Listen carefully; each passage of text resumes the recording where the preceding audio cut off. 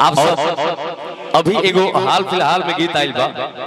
जोन के गीत परसों दिन रिलीज भइल आरा जिला पे बा जोन की आरा जिला पे बाटे ए अंकुश भैया बाबा आरा डीके कार्बन स्कूल के मालिक अरे हमरे राहुल भैया के तरफ से हजारों हजार रुपया का पुरस्कार भैया के बार बार नमस्कार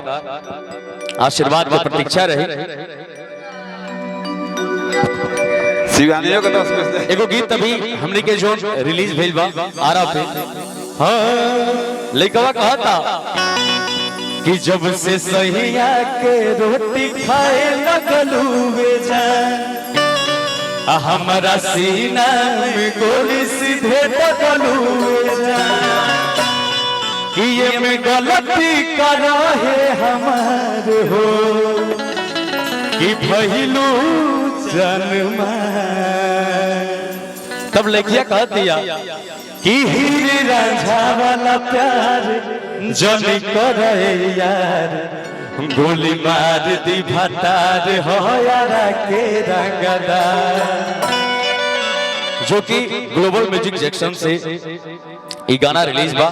आप सब सुने और अपन ढेर सारा प्यार दी बहुत सारा आशीर्वाद आप सबके मोहब्बत मिल भी रहा बा भैया और लेकिन हम अभी चाहत नहीं राजा भैया हाँ देखिए एगो पत्नी बाड़ी अपने पति देव के दूर देश शहर में भेजा ताड़ी कहताड़ी कि ए राजा तू घर में रहा तो कमीनी कैसे चली तू बाहर जा कमाई जरूरी बा पेट के खाते भाई सुधा दे के डिस्ट्रीब्यूटर पंकज जी के तरफ से पुरस्कार बा। अच्छा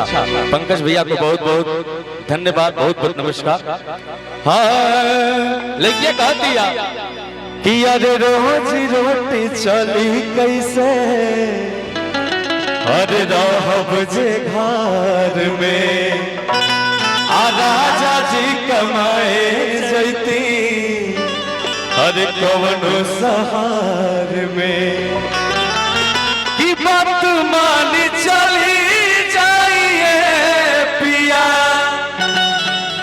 अरे कद काला काता बनो कारिया एक नहीं की बात मानी चली जाइए पिया अरे कद काला काता बनो कारिया तब लड़का कहलस कि हमके फसाली बंगलिया हो हमके फसाली बंगलिया हो चाहे बिना बोरिया हमके फसाली बंगलिया हो चाहे बिना बोरिया रोज रोटी चली कैसे रहब जे घर में राजा जी कमाए जैती कवनो शहर में राजी रोटी चली कैसे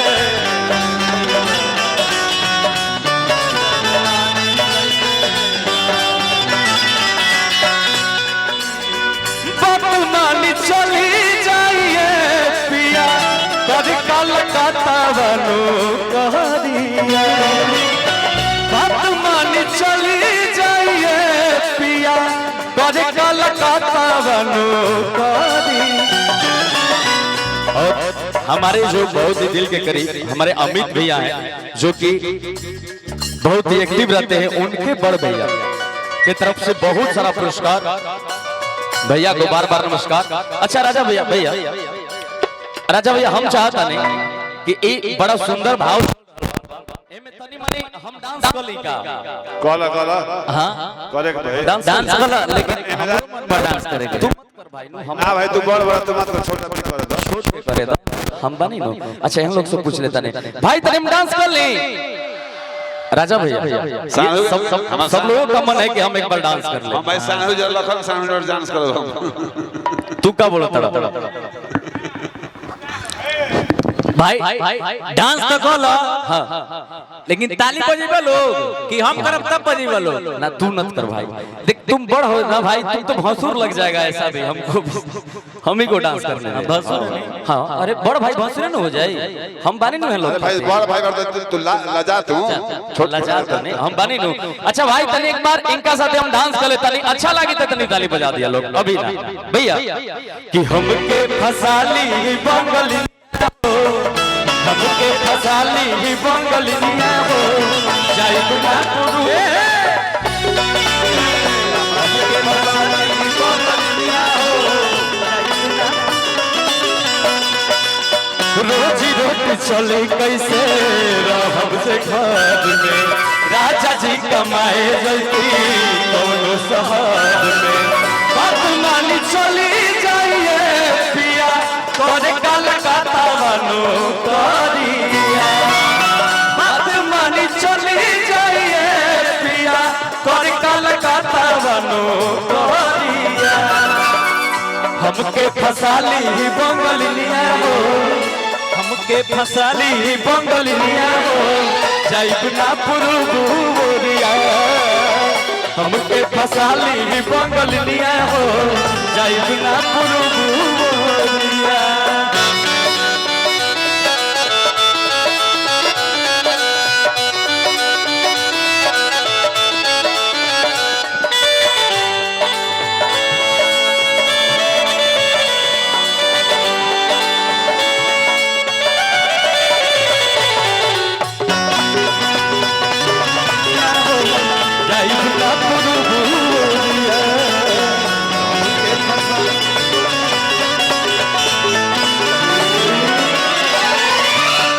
भैया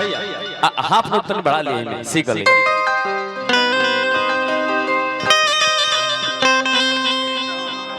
एगो है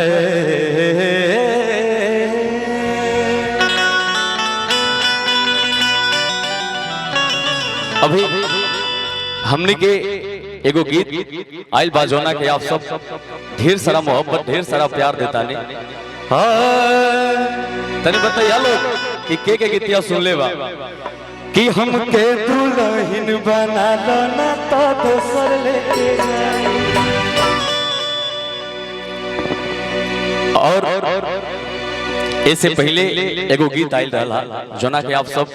खूब सारा प्यार देने कि हम कुआरे में गलती तो कइले बानी कि बाकी एक बेरी कि बाकी एक बेरी अब पिया बना पहुंचा दे कि दौड़ी के जो फल हमें मुरबलमुआ दौड़ी के जो फल हमें मुरबलमुआ आ घटी है तब करा से ले ए सखी